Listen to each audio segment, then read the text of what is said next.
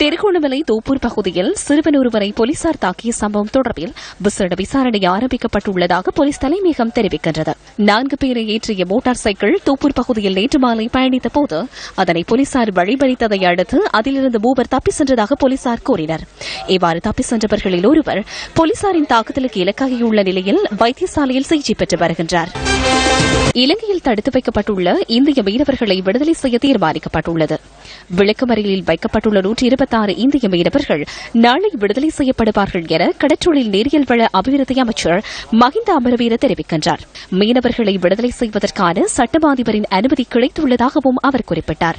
எனினும் இந்திய மீனவர்களின் படகுகள் மற்றும் வலைகள் என்பன விடுவிக்கப்பட மாட்டாது என அமைச்சர் மஹிந்த அமரவீர தெரிவித்துள்ளார். அதிக மழை காரணமாக 9 நீர்த்தேக்கங்களின் வான்கதவுகள் திறக்கப்பட்டுள்ளதாக இடர் முகாமைத்துவ மத்திய நிலையம் கூறுகின்றது.